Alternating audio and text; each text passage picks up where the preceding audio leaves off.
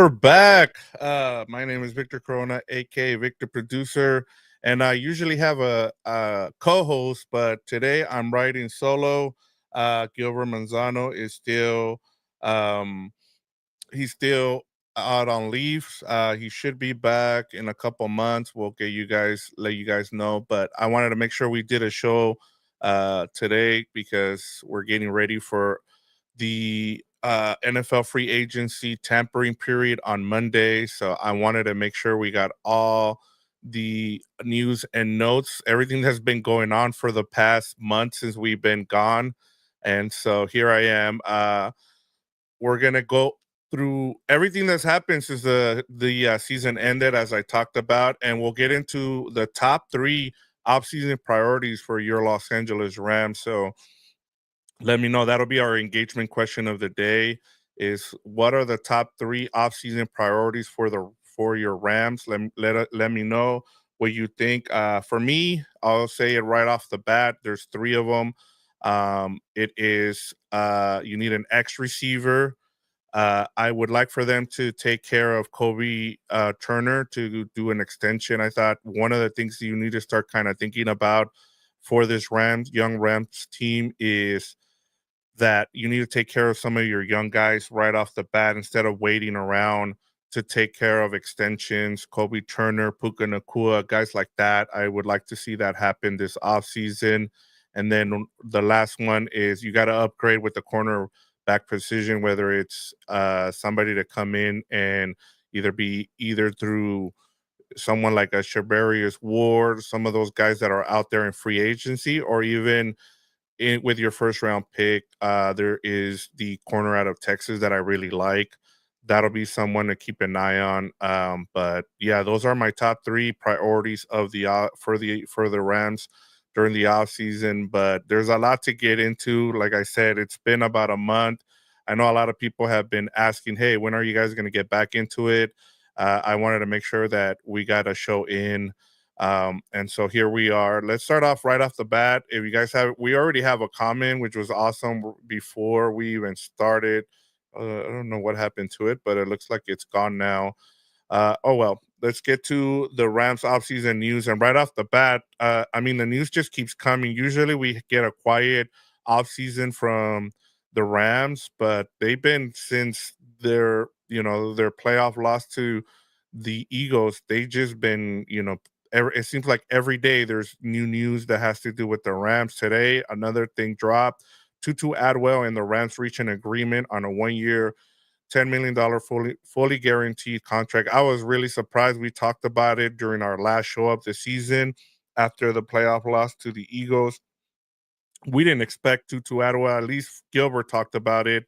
I think he thought the experiment with Tutu Atwell was done, but I understand why they did this, especially if you're not bringing back Cooper Kupp. This makes sense. You can never, and it just feels like they don't want to give up on Tutu Atwell just yet. And just paying him $10 million makes a lot of sense. So I understand why he will be back next season. It's just a 1 year deal. It doesn't. And then the other thing too that you have to keep in mind that I thought is something that'll be kind of interesting as we go forward here for the next week is the fact that the salary cap has gone up to almost $280 million. And so I thought for a little bit that there was a chance that Cooper Kupp could be back for that reason, that the salary cap was going up. But I think within the last 2 days, we've gotten two different responses from Sean McVay and then from Leslie, which I'll get into. So that'll be something to kind of keep an eye on too, is the fact where do the Rams spend their money? They have around $57 million in cap space. Is it 55 actually? And this is before the deals that I'll talk about that they've already come to terms with outside of Tutu Atwell. Another news item that happened yesterday was the Rams announced the release of cornerback Trey Tomlinson. He was someone that I had big expectations for because he really did well. That also tells you about preseason games and how some players really stand out, and then when it comes to the regular season, it doesn't mean anything because Trey Tomlinson was one of those guys. I think his biggest thing with him was he got a lot of penalties, and that was a big issue for the Rams. And you kind of never saw him last season. I think he got hurt, and you never heard from him. It sounds like this was a mutual parting of ways. So I wish Trey Tomlinson the best of luck, but just things didn't work out for him here with the Rams. And then let's start off. Let's go way back to when the season ended. I want to start there, and then I'll work my way back in terms of the news and notes that we've gotten, because we'll get into the Jonah Jackson trade. We'll get into um, the Matthew Stafford stuff. We'll get into all that, but I want to make sure we start way back, to right after the playoff loss to the Eagles. And the first thing that the first set of news that we got right off the bat was, and we were at Super Bowl Radio Row when we got the news, was Cooper Kupp was informed by the team that they would be seeking a trade immediately and working to find the right landing spot. So this was made public in a tweet on February 3rd. We were at Radio Row when this news broke. We had uh, LA Times beat reporter what was why am I we had a reporter on with us, and Gary Klein. Sorry, I just had a blip there. We had Gary Klein on from Super Bowl Radio Row, and he said he expected Matthew Stafford to be back and Cooper Kupp to probably be gone, and sure enough, that has happened. Although on Monday, I think it was, or Monday or Tuesday, McVay met with the local media and then made the rounds, which was, I thought was kind of weird. He made the rounds with the national shows. He was on the Pat McAfee show. He was on the Dan Patrick show, and the biggest news out of that was that when he met with the local media, he said, "I would never speak in absolutes." When he was asked about whether Cooper Kupp's return was possible, should the team not find a trade partner. So that was kind of weird. And then yesterday, Les Neat, then the GM of the Rams, met with the local media via Zoom and was asked if Cubs roster's bonus due next week, which is it's not next week, it's the week after on Monday. It's on St. Patrick's Day that he has a roster bonus of around $7 million due. If that would weigh in on the timeline for the situation, he said, quote, "It does provide a deadline for the Rams to get some resolution." So he also added that a Cup return in 2025 was least likely. So I think we've seen the last of Cooper Kupp in a Rams uniform. And then in the next, what is it, week and a half, we should know what the resolution is, if whether he ends up getting traded or they just straight release him before he's due that roster bonus on March 17. I don't expect him to it, and they both McVay and Les Need have both been asked whether he would be they would ask Cooper Kupp to take a pay cut. It does not sound like that is something they want to do. So we'll see. We'll see what happens there. But I think we've seen it's pretty evident that we've seen the last of Cooper Kupp in a Rams uniform. Um, and then from there, it's been, like I said, it just continues with the news. The Rams will be the designated home team for the NFL's first game in Australia for 2026, for the 2026 season. So it sounds like the Rams are heading to Australia. And it was weird because right before this came out, it sounded like it was going to be Rams versus Eagles. And then the Eagles were asked about it. The owner, Jeffrey Lurie, and then he said, "We're not giving up a home game for our trip to Australia um, or any game outside of the U.S." but I thought it was for 2025. Turns out it's for 2026, and the Rams will be the designated home team for that matchup. The opponent has not been announced because that is still a year away.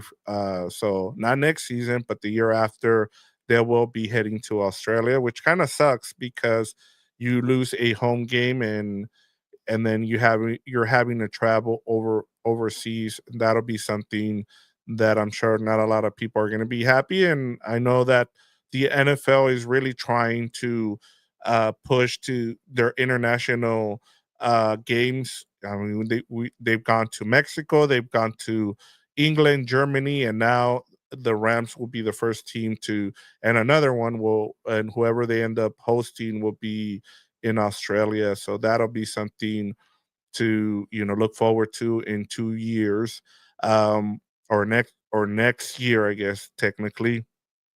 Another thing that happened was once again teams are poaching Sean McVay's coaching staff, and like we talked about it on our end of the season episode where it sounded like they weren't going to lose any coaches on the coaching staff, but they ended up losing two of them. The big one was passing coordinator and tight ends coach Nick Caley. He leaves the Rams to become the Texans' new offensive coordinator. So he'll be with CJ Stroud. That's a great job opening there that for Nick Caley. I think that was the only way he would leave Sean McVay's staff was if uh, he got a better job. And yeah, I mean he's been praised. I know he was with Bill Belichick for a while there. They tried getting him. I know Sean McVay had tried to get him to pry him away from New England for a couple times, and then even I think Josh McDaniels when he was with the Raiders, he tried, and then it wasn't until Bill Belichick got fired by the New England Patriots that Sean McVay was able to reach out and get him, and so he praised him a lot, and so he was someone that was next in line to be an OC, and he landed in a good spot. The other assistant that left was the Rams assistant D line coach AC Carter was hired by the Panthers to be their new outside linebacker coach. I know he's also another one that a lot of people talk about inside the Rams, and so he's going to be a huge loss, especially with you see how well the linebackers played, even though they were undrafted guys. He was somebody that a lot of people talked about, and especially on the D line, and then with the linebackers too. So, AC Carter is going to be someone that they're also going to be missing that left for a better job. And then I think the other one that kind of people are now talking about, especially with what you're seeing from the Jaguars today, with the last 2 days, with all the players that are being released. Rams director of scouting strategy, the last couple years, James Gladstone, who's 34 years old, was hired as the Jaguars' new GM. And as I said, he looks like a 20-year-old out there, just like when what happened with Sean McVay when he was hired by the Rams. He looks like he could be mistaken for a high school guy, but he's put in the work. He's someone that has done really well in terms of finding a lot of those guys that you've seen the last 2 years be drafted. So uh, good luck to him. But he's going to be someone to keep an eye on for the next couple of years and how he builds things with the Jaguars. But yeah, and then one guy that I wanted to bring up and so while the two coordinators left, the passing coordinator Nick Caley and then D line coach AC Carter left, the Rams announced the promotion of to pass coordinator of Nate Scalasi, I think is his name. And the reason I'm bringing him up is because during that local, when Sean McVay made with the local media, he was someone that he brought up, and he spent, I think it was about 4 or 5 years at Iowa State, and he's someone that you need to keep an eye on as a future OC in the NFL. He interviewed with the Tampa Bay Buccaneers for their OC job after their OC left to be the head coach of the Buccaneers. So that is someone to kind of keep an eye. Don't be surprised if either next offseason that is someone that is highly sought after by a lot of teams to be their either their head coach or their offensive coordinator. But shout out to Sean McVay. His coaching tree just continues to grow, and it'll continue to grow because they've been successful everywhere they've gone. I mean, you look everywhere on the league, his footprints are all over coaching staff. So, yeah, that's well worth it. Now, the last couple, the news that everybody has been talking about for the past week, and that is Matthew Stafford. So that started right around when the combine was going to begin. I thought it was really interesting that it also tells you that there's not a lot of hype, there's not a lot of buzz around this draft class, that to the point where Matthew Stafford and his agents were given permission to talk to other teams about a potential trade. And then you just started hearing the speculation as the combine went on. And part of it is because this draft class, it has a lot of starters in it, but there's not that, cornerstone guy. Yes, I understand that you have guys like Shador Sanders, you have other guys on in this draft, but there wasn't a lot of buzz around their tour until the end, and a lot of it was because Matthew Stafford's future kind of took over the combine, which I thought was really interesting. And then, of course, uh, the Rams and Stafford came to terms on parameters that gave the quarterback a significant pay raise from the 27 million salary that he was due this upcoming season. So it sounds like it's going to be a thing every off season between the Matthew Stafford and the Rams. It is just something as a Rams fans you're going to have to get used to until the Rams finally move on. Listening to Les Need's um, listening to his press conference with the local media yesterday, they're going to start looking. I would be shocked if they don't come out with uh, a quarterback in this draft. There's not guys that are going to wow you, but there are guys that are serviceable. And honestly, with the way Sean McVay runs things, I would not be surprised if they draft a guy in the third round. And because remember, they don't have a second round pick as of right now because of the Braden Fisk trade. And so I could see them with their second pick in the draft, drafting a quarterback, maybe even in the fourth round. But I would not be shocked if they don't come out with a quarterback that they draft in this upcoming draft.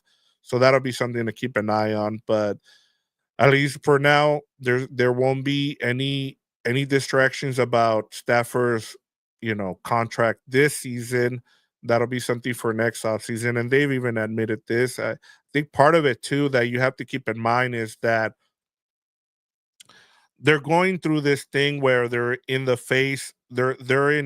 year three of kind of rebuilding this roster. And so they're trying to figure out whether or not they they want to pay they're not going to pay Stafford or in terms of a multi-year deal. They're not going to do 2 or 3 years. They want to do it year by year because when they need to pay the Kobe Turners, the Puka Nakuas, like all those guys, when it comes time to that, they want to have a rookie on it. They want a quarterback on a rookie deal, or they want a veteran bridge guy that can get them to their next, franchise quarterback. So that'll be something that you're gonna have to deal with as a Rams fan going forward until they're each each e- each side is ready to move on, that with Stafford and then the Rams. So I thought it was really interesting the fact that I know the Giants apparently were willing to not only give him the contract, Matthew Stafford, the contract that he wanted, which was a 2-year deal around 90 to $100 million guarantee, and then they, as far as I know, they were willing to trade the number 3 pick to the Rams, and then the Rams just did not make sense for them to move on from Stafford at this point. And I mean, especially when you were the team that came the closest to beating the Eagles last season, why not, come back with him and make sure that, I think the next thing too, in terms of, I wouldn't call it a priority, but I would try to re-sign Jimmy G just in just in case Matthew Stafford. We saw what happened 2 years ago when they didn't have a legit backup to Matthew Stafford. You need to have a veteran backup, and I think you can get. I don't think someone's going to be out there looking to sign Jimmy G to be their starter. So I think you can afford, especially now with the amount of money that you're going to have because of the bump up in the salary cap. He is someone you can afford to pay, you know, bargain payment for in Jimmy G. So hopefully Jimmy Garoppolo is back to be the backup for uh Matthew Stafford. But there's going to be some guys, and even if he doesn't come back, there's going to be some guys you can go out there and get. And we've seen what uh we've seen what Sean McVay can do with any quarterback, but he has to. I think you need one with an experience. You can't just go ahead and get an outdrafted guy and just put him out there to be the backup for Matthew Stafford. The other news was left tackle Alaric Jackson and the Rams have reportedly come to terms on a 3-year deal, $57 million contract with 37 million guarantee. So the left tackle now is in place. You don't have to worry about, and that's a good thing. I mean, he showed he's gotten good. He's gotten better every season he's been in the league. He was, and I'm happy that the Rams took care of one of their own. If you develop a guy, you should want to bring him back, and especially someone that isn't going to cost you that much. I mean, uh, 37 million guarantee for a 3-year deal for a left tackle. That is a really good price. That is a bargain nowadays with how the prices are going up for your left tackle and your right tackle. So bringing back Alaric Jackson was a really good positive thing. And the other thing too, in free agency isn't going to be you're not going to be able to find guys like Alaric Jackson, and so to be able to make sure that you kept them and you brought them back, that was big because as we've seen, a lot of teams are either tagging. There was 2 guys that got tagged. That was T Higgins, and then the guard from the Chiefs was also tagged, and so there's not a lot of offensive linemen out there that you're going to want to get, especially at the left tackle. Ronnie Stanley is going to cost you about $20 million, and he's often hurt. Alaric Jackson missed those 2 games with a suspension, and then played the rest of the way and didn't miss any much action. So, and he's been pretty much healthy, and so you want to reward the players that you've helped develop. So, and then the other good news is that Rob Havenstein and right tackle Rob Havenstein will be back in 2025. So your whole offensive line is now set. Uh, which is a good thing. So you'll have the same starters going into next season. We'll see what happens. Hopefully they can all stay healthy. But as of going into training camp and all that, you should have your starting offensive line from last season. And one more in terms of guys that are back. That is Tyler Higbee, the tight end. He's also going. He's also entering the final year of his contract. So and then also, with the knee injuries and all that, there was speculation that he might retire as well. So tight end Taylor Higbee, he'll be back. And we saw how big he was once he was back and what he meant to this offense. And so having him start the season, from training camp on will be a huge lift for this offense. Um, and so, yeah. And then the last one, of course, talking about the offensive line, was that the Rams traded perhaps one of the biggest busts they've had outside of the wide receiver that they paid. I'm blanking on his name right now, but the guy they signed from the Bears. It's funny, the Allen Robinson. Outside of that, that one was one of the biggest free agent buzz the Rams have had it the last couple of years. The other one now is Jonah Jackson. The Rams are trading Jonah Jackson to the Bears for a 2025 six-round pick. He reunites with Ben Johnson in Chicago. So the Rams in total paid $16.5 million for 1 year of Jonah Jackson, and when he in which he only played 4 games for the Rams. So, and then Chicago is set to pick up the rest of Jackson's contract. That saves LA $14.6 million in cap space. So, yeah, the Rams will have some money to spend. As of right now, as I said, they have around $55 million, but that's before the deals with the reconstruction of Matthew Stafford's contract, the Tutu Atwell for 1 year and $10 million, and then you also have Alaric Jackson's new contract. So as of right now, we have those haven't been added because the league year hasn't officially began. That the new league year starts, I think, March 12th. So we'll know what the numbers look like once the new league year opens up on March 12th. So as of right now, they have about $55 million.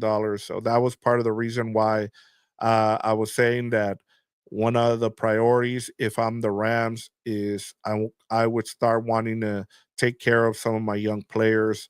That way you get ahead of it. And I'll talk about why you want to do that. But that is all I have for. There was a lot there. I know Rams offseason news and notes. It's been about a month, so there was a lot to cover there. Thanks for staying with me here. And then now that we'll move on to the Rams offseason priorities. And like I said, for me, one of the reasons I talk about this is why I'll start off with my number one is Kobe Turner. I would start working on a Kobe Turner extension if I'm the Rams. One of the things that you're going to see during this offseason is you're going to see a lot of teams say we want to mimic the model that the Eagles have, what they did with against the Chiefs, right? You want to build through the trenches, and then that's always what you want to do in the first hand. Like the Eagles have been really good at doing that. They build their offense, their offensive line, and their defensive line, and yeah, that's great. They've been able, but you also have to hit on those, and the Rams have been able to do that. The problem with the problem with the Rams is that a lot of their guys that they have that they've been able to hit on are guys that are that were drafted in the second round and beyond. But one of the models that I like that the Eagles have done is that they pay their guys early. They make sure that, hey, if they see that a guy is gonna break out, they make sure they extend them right away so that way they get them on a cheaper deal. This is why you have guys with you see teams like the Cowboys and the Bengals. You have Dak Prescott, you have CD Lamb. They wait till those deals are almost about to expire and then they decide to pay them, and then you're on the hook and having to pay more than you should have if you had taken care of that player. That's why if I'm the Rams, I try to take care of Kobe Turner, Puka Nakua. I know they just finished their second season, but you want to make sure you get ahead of it. That way, it's a cheaper deal and you take care of your own guys. And so that would be my number one priority going into the offseason. If you can identify some of those young guys that you want to pay early, you should do it now. Now, my number two priority out of the three is sign a veteran cornerback, someone like a DJ Reed, a Trevarius Ward, a Byron Murphy Jr., or even draft a Jade Barron, the cornerback out of Texas. I feel like you really need to start, mm, you know, emphasizing and make sure that you take care of the secondary, especially when you have that package with those that front that vicious front that we saw get 10 sacks against both the Vikings and the Eagles. We know that pass rush is legit. I would want them to start taking care of some of those their cornerbacks. It's time to upgrade their secondary. I like their safeties. I wouldn't mess with that. But in terms of getting a number one corner, I would go ahead and make sure that I get. You have to make sure you get one of those either via free agency or via the draft. And there's a lot of guys out there. Another thing too that if you remember, the Eagles really hit on their offseason, and one of the ways they went about it, fixing their secondary, is they went out there in their first 2 picks of their draft, they went and got their 2 cornerbacks, their 2 young cornerbacks, and so that is something where you can if you know, if we know the Rams don't wanna pay for their defense, eventually you're gonna have to with a guy like Kobe Turner, but if you're gonna spend your top picks in this draft, your number one pick. I feel like in the first round, if they can trade back and try to get a second round pick or maybe even another third, you can do that. But if like a Jade Barron is there, you try to draft and that way you have your number one corner on your team. My number 3 priority for this team it has to be, getting an X receiver. Maybe you can go out and get, a Devontae Adams, someone like that, or maybe even draft a guy if that's not the case. If you wanna do it through the draft. We've seen how good the Rams ha have been at drafting receivers. We know they have there's specific guys that they like that they go and they target. That's why they never show up to the combine is because they want to make sure that because they look at tape. They don't really care about measurables, and so we'll see what kind of guy they can find. But my number 3 priority for this offseason for the Rams is finding an X receiver. We've seen Devontae Adams talk about him wanting to now that he's been released by the Jets, him saying that he wants to play out on the West Coast. So that'll be somebody. I doubt that I know that a lot of people are going to want to say that DK Metcalf is out there, but that's a steep price to pay, and I doubt that the Seahawks are going to help you land the receiver that you're looking for. So uh, they're not going to trade in division. So I'm sure the Rams are going to start looking to get aggressive. But they really need an X receiver on this team, and that'll be somebody like I said, Devontae Adams. There's other guys out there that you can go and get, but those are my top 3 priorities for this offseason. Extend some of your young guys, start extending some of your young guys, and I would start with Kobe Turner. Number 2 is either sign a veteran cornerback or draft a cornerback in the first round. That'll be my number 2, and number 3 is trying to get an X receiver. So hey, what up, Robert D? Thanks for joining me. If you have any questions, let me know. But pretty much coming down to the end here, those are my priorities for the Rams this offseason. We will see what happens. They should have a little bit of money available this offseason to go out and do some of those things. And so I can't wait to see what the Rams do. Um, they have a good core of young guys that they can go out there and compete with next season. I mean, they gave the Eagles the best matchup we saw, and so that'll be that. You have good building blocks on this team. Now it's time to even add more depth. I would like to, I don't know if anybody has seen that video of Brenda's song. Uh, is we have Robert D saying Cup staying or going in your mind. He's gone. I mean, from uh there was a little bit of there was a chance that he could come back when McVay was making the rounds the other day, but Leslie pretty much shut that door. It sounds like we'll know by St. Patrick's Day because that's when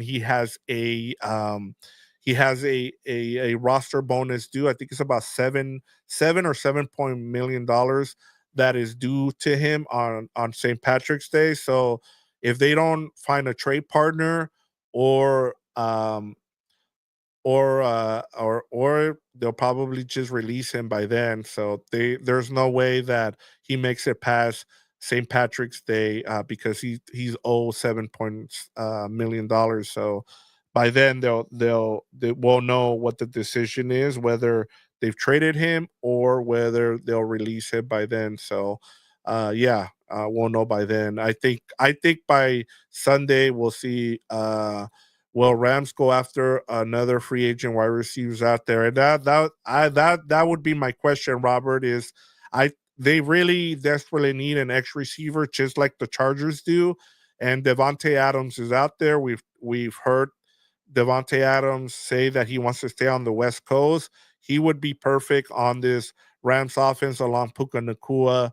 I still think that Devontae Adams has a lot left in him.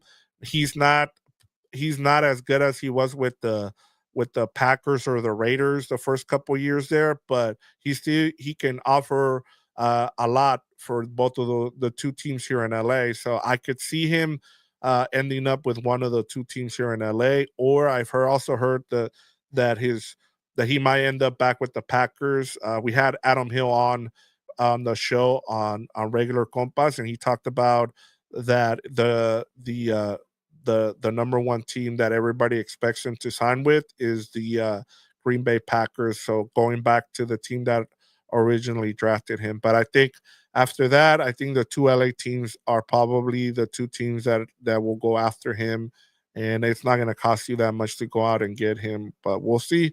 I know that Sean McVay really liked Allen Robinson and he was a bust. I don't think you need to pay him that type of money, but I think he would work out well here with the Rams, and we'll see what happens with that. But yeah, I mean, we'll see what happens. There's a lot news coming the next couple days.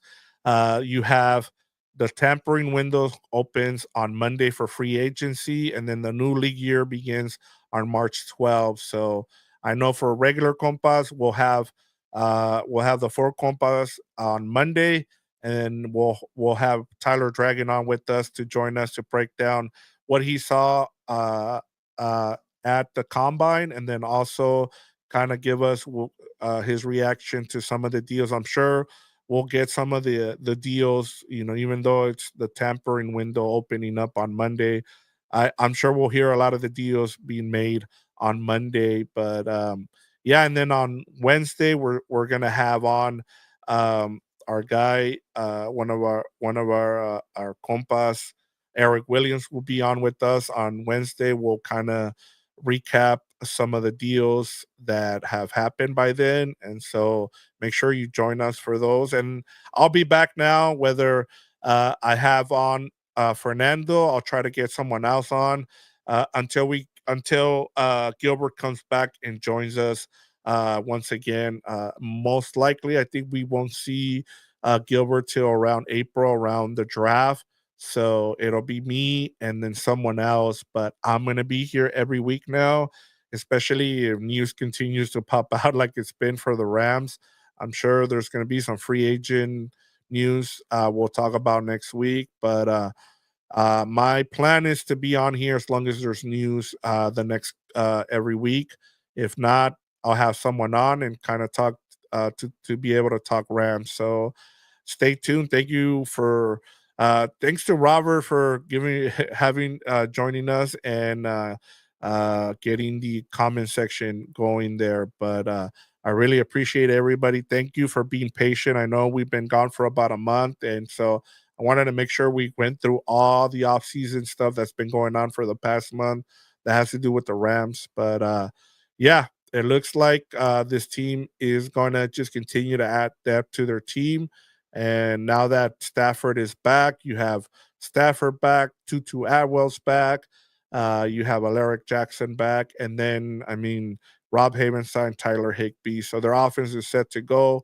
They're just going to continue to add more and more players to this roster to make a run at the Super Bowl. I think this is, you know, the Rams are going to be one of those teams that a lot of people are going to pick to go to the Super Bowl, especially now that Stafford is back. And if they can continue to add pieces here and there, like I said, whether it's the receiver, corner, and then I would like to also see a linebacker. That would be good, a veteran linebacker, a Nick Bolton kind of guy. But the Rams never pay for linebackers, so I don't expect it. They'll probably, uh, draft someone and then have them plug in, and then once they draft him, once their 4 years are done, they'll move on.